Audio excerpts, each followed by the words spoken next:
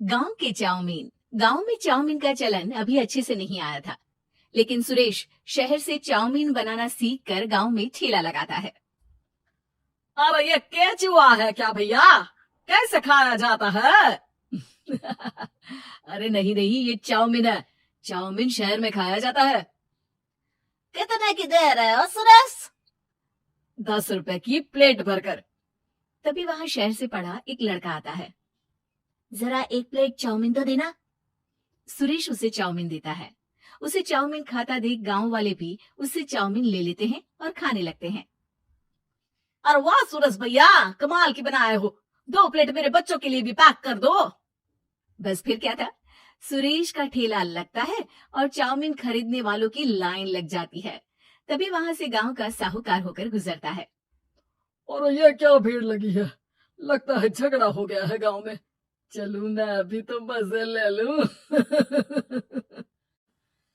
अरे कहाँ है, इतनी भीड़ लगी है यहाँ? लड़ाई हो गई है क्या? अरे साहूकार साहब, ना ना ना, कोई लड़ाई ना हुई है। ये तो सुरेश की दुकान है चाउमीन की। हम लोग चाउमीन खाने आए हैं, आप भी खाइए ना। साहूकार चाउमीन खाता है और सुरेश की तरफ देखता है, जो सारे दिन के पैसे गिन रहा होता है। अरे सुरेश, क्या लागत है इस काम की? अरे साहूकार जी, आप अब आए तो ये पूरे 10,000 रुपए ले जाइए, जो पिछले साल शहर जाने से पहले आपसे लिए थे ना। लागत तो क्या कहें, जो आपने दिया था उसी में सीखा भी है और दुकान भी खोल ली। अरे पैसे इतने जल्दी क्या जरूरत थी? कैसे जरूरत नहीं थी साहूकार जी, इतना मोटा ब्याज कहाँ से भरते। साहूकार को अब सुरेश की दुकान को हड़पने की लालच आ जाती है। मामा करते ये सारे दिन में 500 रुपए कमा ही लेता है। अरे गांव में ये ऐसे ही कमाता रहा तो कहीं ब्याज का काम ना शुरू कर दे। अरे भैया, कोई ना कोई जुगाड़ तो करना पड़ेगा। अब साहूकार घर आ जाता है और अपनी बीवी को सारी बात बताता है। हाँ जी, ये तो मैंने भी सुना है कि सुरेश के हाथ की चाउमीन नहीं खाई तो कुछ नहीं खाया। अरे हाँ हाँ, सही ही कहते हैं। मैं भी खा कर ही आ रहा हूँ। अरे भाग्यवान कितना अच्छा हो ना, अगर वो पैसा हम लोगों को मिल जाए। क्यों? है? हाँ, वो तो है, लेकिन कैसे? हम लोगों को तो चाउमीन बनाना आता ही नहीं है। साहूकार और उसकी बीवी अब रोज चुपके से सुरेश के घर जाते हैं और खिड़की से उसे चाउमीन बनाते देखते। अब क्या था, दोनों को चाउमीन बनाना आ जाता है। फिर एक रोज, और सुरेंद्र, तुझे साहूकारनी ने बुलाया था। बोल रही थी कि बेटे के जन्मदिन में 10 किलो चाउमीन का ऑर्डर देना है। बना दोगे ना? अरे हाँ हाँ साहूकार जी, मैं जरूर बना दूंगा। कब देना है घर में 10 किलो चाउमीन? अरे वो तो तू घर आकर पता कर लेना, मैं नहीं बता पाऊंगा। ठीक है, शाम को काम निपटा कर आ जाता हूँ। सुरेश साहूकार के घर जाता है, लेकिन वहां मियाँ बीवी मिलकर उसे बंधक बना लेते हैं। अरे मुझे क्यों बांध रखा है? मुझे छोड़ दो। आज से तेरा ठेला मैं लगाऊंगा और बहुत सारे पैसे कमाऊंगा। साहूकार एक आदमी को सुरेश की निगरानी में लगा देता है और वहां से चला जाता है। अगले दिन, अरे साहूकार जी, आप कब से चाउमीन बेचने लगे और अपना ये सुरेश कहाँ गया? और वो तो शहर गया है।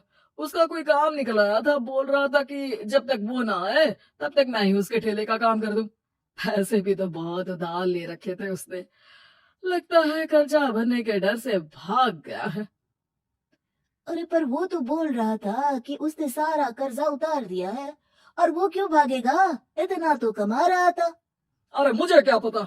अरे चाउमीन खाना है तो बोलो, नहीं तो भागो यहाँ से। अरे हाँ हाँ, दे दो दे दो। अब तो चाउमीन खाना पूरे गांव के लोगों के लिए आदत ही बन गया है। ना खाओ तो नींद ना आए। हाँ हाँ, तो लो और निकालो 50 रुपए। 50 रुपए क्यों? सुरेंद्र तो 10 रुपए में देता था। अरे वो पागल था, मैं थोड़ी ना हूँ।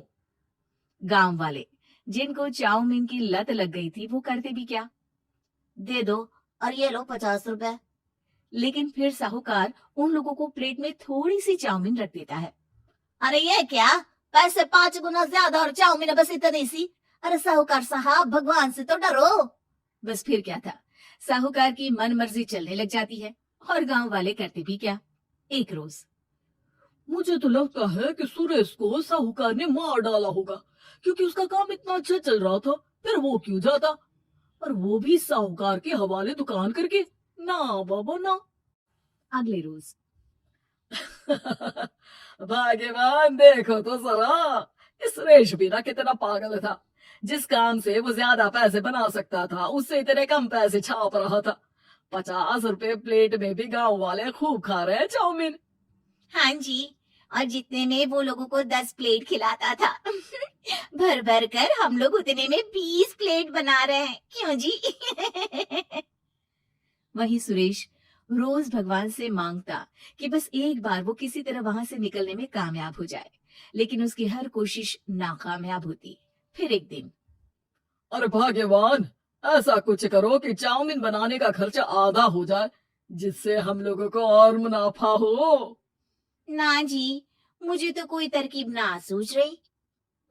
अरे सुनो, एक काम करते हैं, चाउमीन बनाने में जो सब्जी लगती है वो मंडी में लेने तुम देर रात चली जाना। तब तक वो सारी सड़ी गली सब्जी जो दुकानदार वहीं फेंक जाते हैं, वो उठा कर ले आना फ्री में। अरे वाह जी वाह, आप तो बहुत समझदार हैं जी। बीवी वैसा ही करती है, लेकिन अब लोग चाउमीन खाते तो मुंह बनाकर। फिर एक बार अरे राम राम राम, ये पेट में दर्द काहे हो रहा है? आई, आई, आई, आई। हाय रे हाय, मेरा भी पेट दर्द के मारे फटा जा रहा है। सभी को शक हो जाता है कि उन लोगों को चाउमीन खाने से ही ये बीमारी हो गई है। वहीं दूसरी तरफ जो आदमी सुरेश की निगरानी कर रहा था, वो सो रहा होता है और मौका देखकर सुरेश वहां से भाग जाता है। सुरेश गांव वालों के पास जाकर उन्हें सब कुछ बता देता है। बस अब क्या था, साहूकार के घर पुलिस पहुंच जाती है। चलो, तुमने गांव के लोगों को खराब सब्जी वाली चाउमीन खिलाकर बीमार किया और सुरेश को बंधक बनाया। तुम्हें इसीलिए हम गिरफ्तार कर रहे हैं।